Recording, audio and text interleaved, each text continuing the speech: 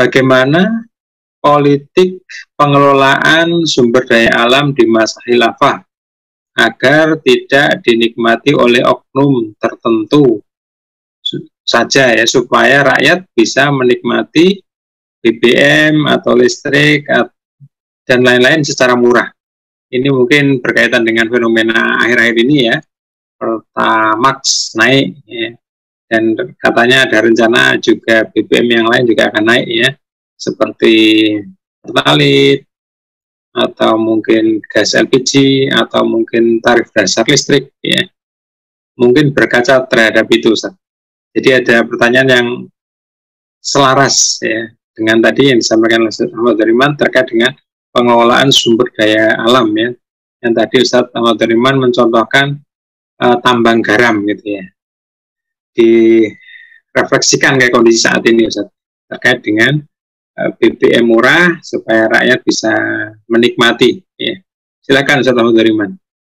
Baik, di dalam kitab Nidhamul Iqtisad itu ada sebuah hadis yang dikutip oleh Syekh Taqiyuddin An-Nabhani, an-nasu suraqa'u fis salasin al-qala nar wal ma. Artinya ini prinsip ekonomi Islam ya yang kemudian dijelaskan oleh Syekh Taqiyuddin menjadi sebuah istilah dengan nama ada milkiyah daulah, kepemilikan negara, ada milkiyah kepemilikan individu.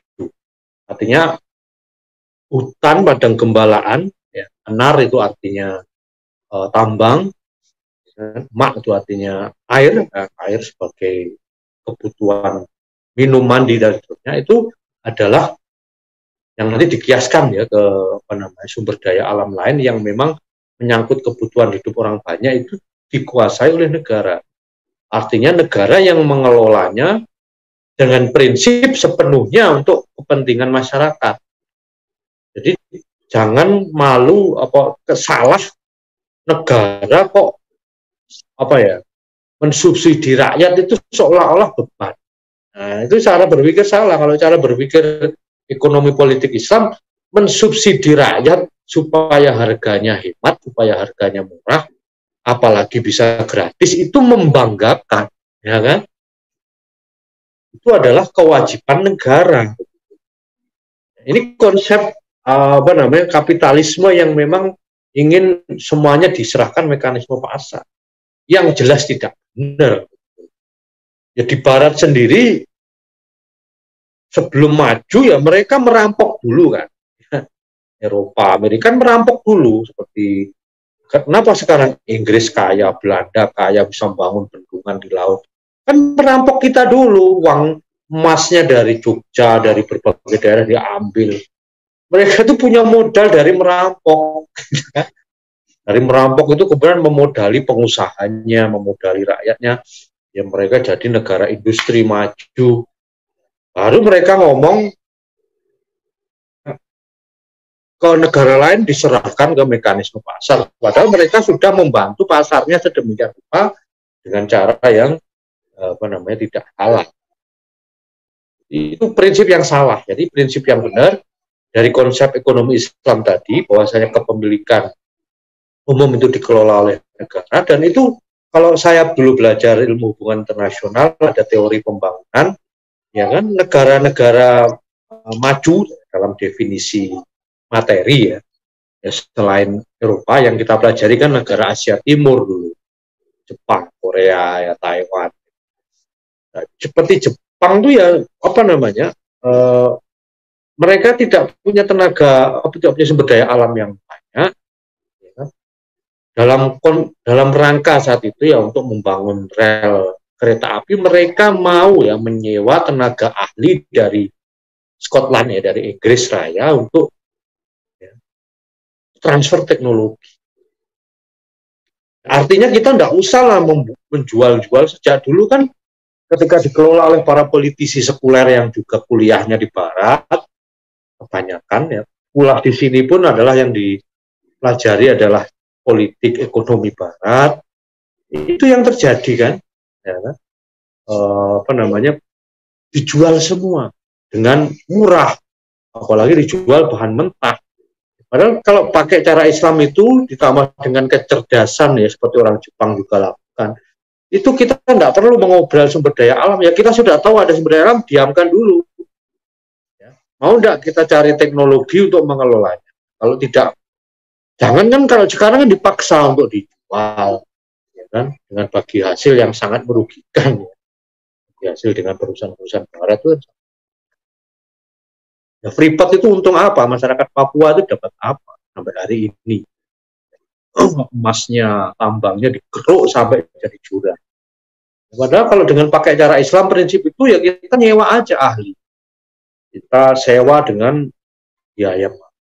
Ya kembali ke tadi, ya kan. Nah itu salah satu prinsip ya kalau kita mau belajar lebih banyak ya bisa mengkaji ekonomi politik Islam, bisa mengkaji ya kitabnya Syekh Taqiyuddin An-Nabhani yang sangat luar biasa, yaitu Nizamul Iqtisad, yang sudah diterjemahkan ya, sistem ekonomi Islam alternatif. Dari situ kita bisa tahu bahwasanya ya dengan mekanisme seperti itu kan sudah membatasi orang itu terlalu kaya.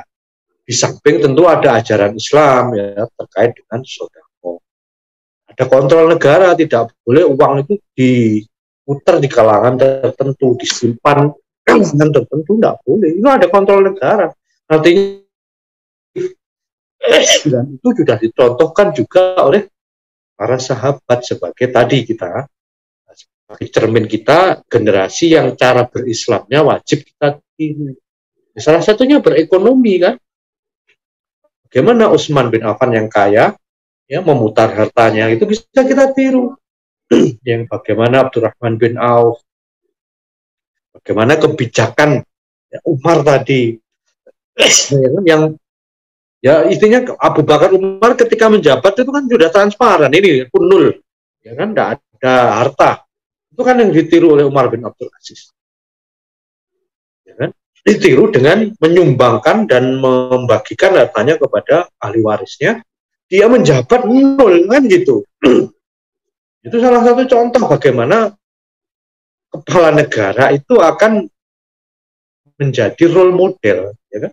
Nah, kalau kepala negaranya sudah begitu, pebisnisnya sudah seperti Utsman, ada rakyat butuh apa ini? Tak belikan, bisa dipakai ya, sumur misalnya, kalau butuh air zaman dulu. Sekarang apa? Minyak, ya artinya orang kaya, oh minyaknya sini tak borong, tak jual setengah harga, ya begitu.